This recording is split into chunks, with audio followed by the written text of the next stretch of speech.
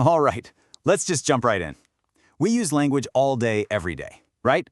But do we ever really stop and think about how our words actually get their meaning? It seems so simple on the surface, but there's this really deep puzzle at the heart of it all, and that puzzle is context. I mean, think about it for a second. You say, everyone loved the lasagna, and you obviously mean the handful of people at your dinner table. But then, you see a headline that says, everyone feels the effects of climate change, and suddenly that same word means all 8 billion of us. Same word, completely wildly different meanings. How on earth does our brain just do that so effortlessly? Well, that's exactly what we're going to unpack. So, here's the game plan for this explainer.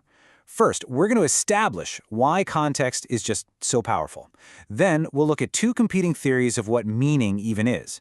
After that, we'll dive deep into the new school of thought, see how it turns context into actual code, apply it back to our everyone problem, and then wrap up with the big takeaway.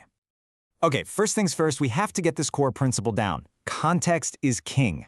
Language isn't this rigid, fixed thing. It's incredibly fluid, it's adaptive. The real question is, how does it handle words that are constantly shape-shifting based on the situation? To get our heads around this, linguists and philosophers have come up with a bunch of different theories. We're going to focus on the two heavy hitters, and a great way to think about them is the difference between a picture and a recipe. So on one hand, you've got the old school of thought, model theoretic semantics. This basically says meaning is like a picture.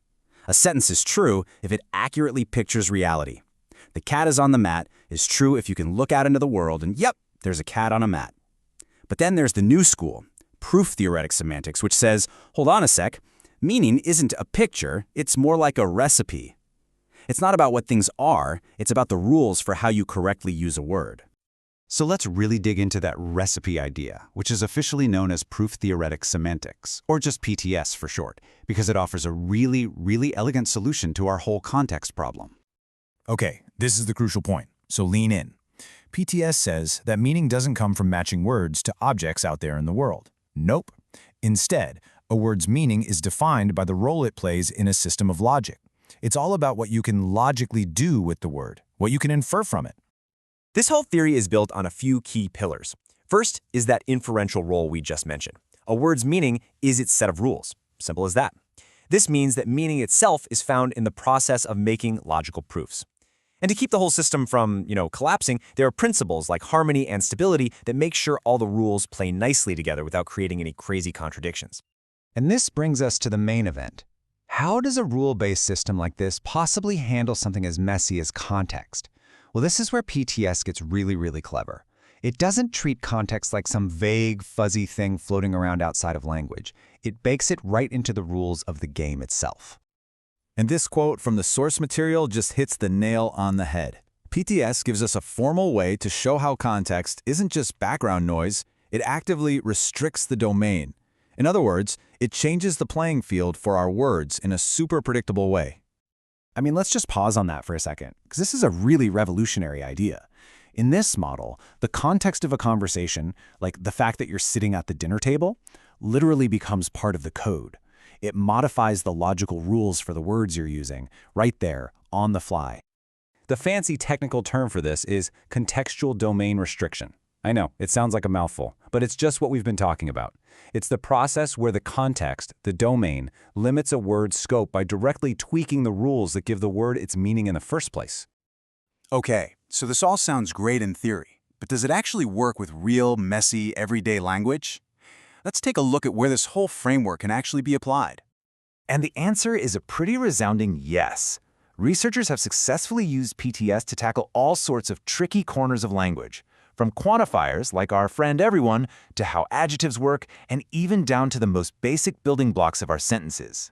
The fact that it's so broadly applicable is what makes it such a seriously powerful tool. So now, let's bring it all home. Let's close the loop. How does this fancy PTS theory actually solve our initial puzzle about the word everyone? Here's how it breaks down. Step 1, you have to completely forget the idea that everyone points to a fixed list of all humans. That's the old school picture model. Step 2, instead, its meaning is its recipe, the set of rules for how to use it.